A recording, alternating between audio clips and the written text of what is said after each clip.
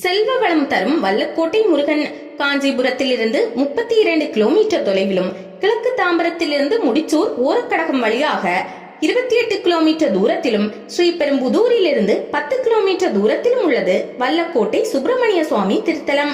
ஆலய சிறப்புகள்: பகீரதன் என்ற மன்னன் இளஞ்சி என்னும் தேசத்தில் உள்ள சலங்கை கொண்டபுரம் என்ற நகரை சிறப்புடன் ஆட்சி செய்து வந்தான். அந்த மன்னனை காண ஒரு முறை நாரத முனிவர் வந்திருந்தார்.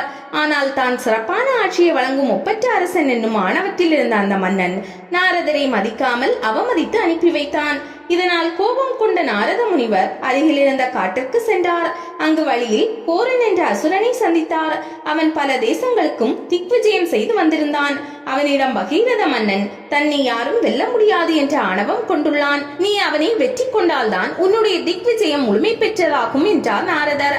இதையடுத்து கோரன் பகீரத மன்னன் மீது போர் தொடுத்து அவனை தோற்கடித்தான். பகீரத மன்னன் தனது ஆணவத்தால் நாட்டையும் செல்வங்களையும் இழந்து காட்டிற்கு சென்றான். அங்கே அவனுக்காக காத்திருந்தார் நாரத முனிவர். அவரது காலில் விழுந்து தன் தவறை எண்ணி வருந்தி மன்னித்து அருளும்படி மன்றாடினான். நாரதர் மனம் இறங்கினார். துர்வாச முனிவரிடம் சென்று முறையிடு, உனக்கு நல்வழி பிறக்கும் என்று ஆசி கூறி அனுப்பினார்.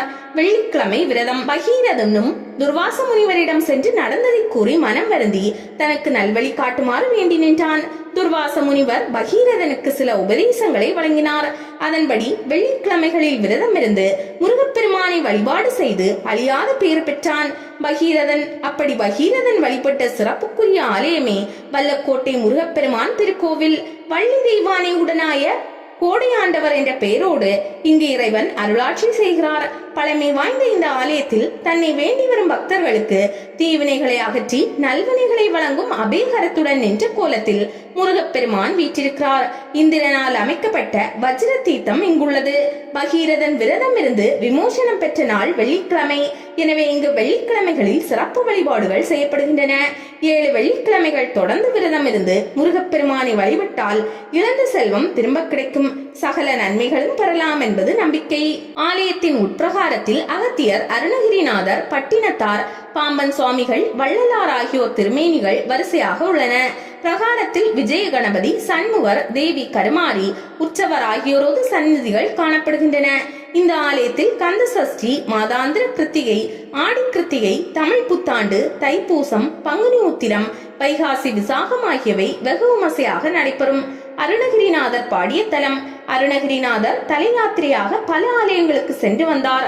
திருப்போரூர் முருகனை தரிசித்த அவர் அன்றிரவு அங்கேயே தங்கினார். காலையில் திருத்தணி முருகனை தரிசிக்க வேண்டும் என்று எண்ணியபடியே உறங்கினார். அப்போது அவரது கனவில் தோன்றிய முருகன், கோடை நகர் மறந்தனையே என்று சொல்லி மறைந்தார்.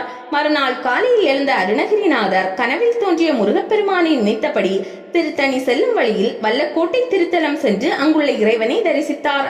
மேலும் அந்த முருகப்பெருமானின் மீது 8 திருப்புகழ் பாமாலை பாடி மகிழ்ந்தார்.